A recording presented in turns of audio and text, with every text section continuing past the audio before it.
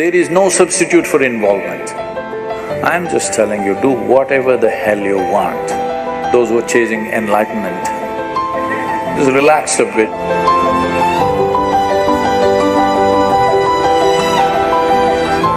In my life, be it business negotiations or even in marriage or even raising kids or career decisions, how do I know what is it that works?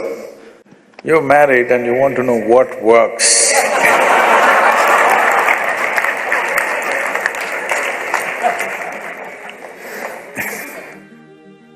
See, you must be like God, that you're a silent partner, then it works. Whatever anybody does, just learn to be like God. Never intervene in anything. Every day in the morning, every kind of idiot will tell you what you should do today. You just listen, just like God. Marriage will work. It may not work with your profession. See, you're misunderstanding this. You're trying to make this into some kind of a value system. You're trying to make it your philosophy. I will do only what works. Well, you took an oath, I will do only what works. Now you don't know what works. So, what works is not some kind of a formula. It is an evolution of a human being to come to what works on all levels of life. I'm not telling you, you should do only what works, do whatever the hell you want. But for your life, because it's a limited amount of time, what is the point doing something that does not work, isn't it? Either it should work for you or it should work for people around you. If it doesn't work for you and anybody around you, what is the point of doing that damn thing? So don't make this into some kind of an ethic or a philosophy, I will do only what works. Well, just to see what works needs a lot of application, even for the smallest damn things, isn't it? To do a smallest thing, like hitting a ball or kicking a ball straight. You know how much it takes? Somebody who can kick a ball where he wants, wow, the whole world is worshipping him because people understand what it takes. Nobody is worshipping him because he kicks a ball, because people can see what has gone into it. People can see what has gone into to be able to kick a ball the way he is kicking, what has gone into it, his life has gone into it. So, don't make philosophies and ethics out of everything, or don't tell yourself a commandment, I will do only what works. It's a good commandment, but now you don't know what works. You need to be conscious and apply yourself to every damn thing. If you just learn this much, that you don't decide what is important and what is not important. Right from my early childhood, I just wandered around without any purpose, Simply I wandered in the jungles, in the forests, in the rivers and this. But I paid absolute attention to every plant, every insect, the air, the moisture, the works and everything.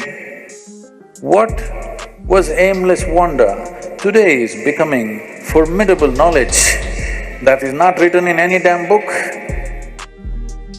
For the first time, somebody is talking in a comprehensive way, not from a textbook. So just do this one thing, stop discriminating what is important, what is not important. If you pay the same level of absolute attention to every damn thing, you will see that what is the right thing to do is a very natural process. It doesn't matter what the hell you're doing, small things or big things. If you are absolutely involved, absolutely, you will see, you will know what's the right thing to do. Whatever the hell you do, will you do it with absolute involvement in the coming months? See, I'm a really nice guru, okay? I'm a really nice guru. Because I'm not telling you, this is the thing to do. Everybody who came are always trying to tell you, this is the thing to do. I'm just telling you, do whatever the hell you want. Do it well. And that cannot be done without involvement, isn't it? Small things and big things. Will you do it with total involvement? How you wake up in the morning, total involvement. How you brush your teeth, total involvement. How you shit, total involvement. How you eat, total involvement. How you do your Shambhavi, total involvement. Everything that you do not distinguish what is small, what is big. When I said shit, you said he. Okay, then don't do it. If you think it is not important, or if you think it's dirty, you should not do it. I'm saying, do not make a distinction what is filthy and what is sacred. This is where the key is. Because involvement means unprejudiced inclusion also. The moment you say, this is sacred, this is filthy, can you involve with the filthy? You will be constipated. Yes, and then nothing will work. Can you look at a weed outside with as much involvement as you would look at your child? This is all you need to do. Just bring this kind of involvement, unprejudiced, absolute involvement. You will see life will blossom in a wonderful way. You must blossom. Those who are chasing enlightenment, just relax a bit and just be involved with whatever the hell you're doing. Life will happen in a wonderful way.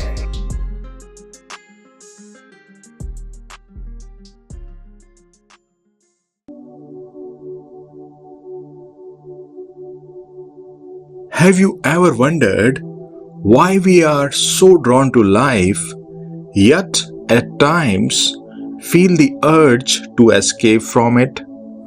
Why do some of us, in the name of spirituality, try to renounce life and its many dimensions? Is life really a distraction from our spiritual quest, or could it be the very essence of it? Today, I would like to speak on a subject that is often misunderstood, which is the profound relationship between being deeply involved in life and treading the spiritual path. Many have this mistaken belief that to walk the spiritual path, one must renounce life. One must avoid its temptations, its struggles, its troubles, and its chaos. They believe that life is a distraction, and only by removing oneself from its grasp can one attain enlightenment. But let me tell you, this is a deep misunderstanding.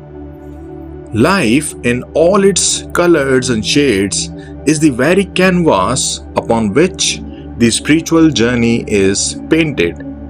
To renounce life is to renounce the very platform from which you can leap into the infinite.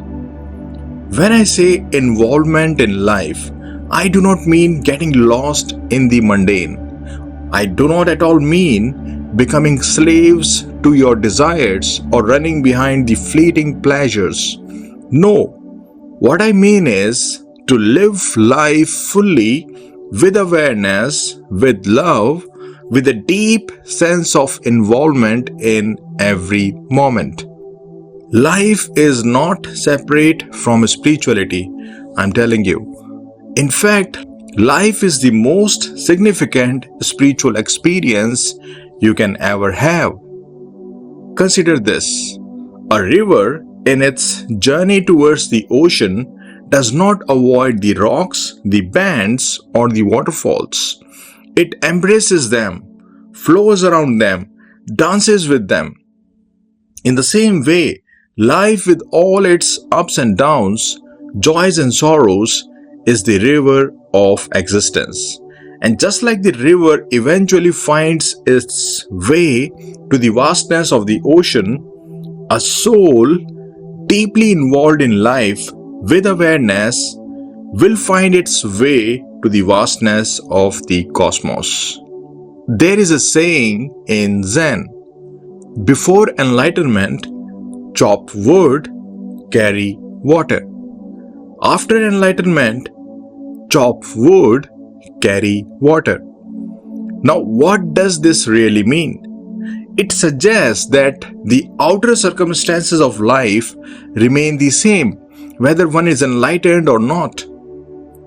The trees, the water, the wood, they remain as they are. But what changes dramatically is the inner landscape of the one performing these tasks.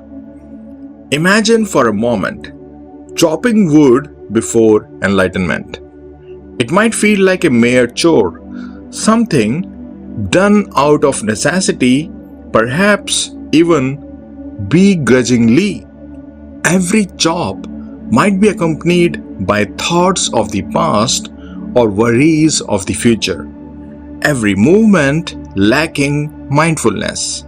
The act in this state becomes mechanical and devoid of the essence of life. Now, imagine chopping wood after enlightenment. The very same act is transformed. Each chop becomes a dance. It becomes a celebration. The woodcutter feels the texture of the wood, hears the song of the axe as it meets the wood, smells the earthy aroma released with each chop. There is a deep presence in every moment. There is a profound connection with the wood, with the axe, and with the act itself. What was once a chore becomes a meditative practice, full of reverence and love. Similarly, carrying water before enlightenment might feel like a burden, a weight. But after enlightenment, every step towards the water source, every droplet becomes a miracle. The enlightened one sees reflections in the water, feels its coolness, and marvels at this life-sustaining element. The act of carrying water turns into a walk with the divine. This Zen saying is not just about wood and water, but about every mundane act we perform in our daily lives. When we shift our inner perspective, when we bring awareness and presence to our actions, the mundane becomes sacred. The ordinary transforms into the extraordinary. The spiritual path is not about escaping from life, but rather diving deeper into it. Every relationship, every task, every challenge is an opportunity to encounter the divine. It's an opportunity to experience a deeper dimension of existence. So, when you love, love deeply and wholly, without holding back. When you work, work with passion and commitment. When you face challenges, face them with courage and awareness. In every act, see the divine play. See the cosmic dance. The more you become involved in life with a heart full of love and a mind full of awareness, the more you will see the divine in everything. The separation between the mundane and the spiritual will dissolve. You will realize that every act, every moment is sacred. In the Upanishads, it is said, Tat Tvamasi, thou art that. This profound statement means that you are not separate from the cosmos. The divine is not something out there. It is within you and everywhere around you. By deeply involving yourself in life with awareness, you will come to recognize this profound truth. So, dear seekers, do not shy away from life, thinking it is a barrier to your spiritual growth. Embrace it, dance with it, be one with it. Life is not a distraction, it is the very path. And as you walk this path with deep involvement and awareness, you'll find that the divine has been walking with you every step of the way.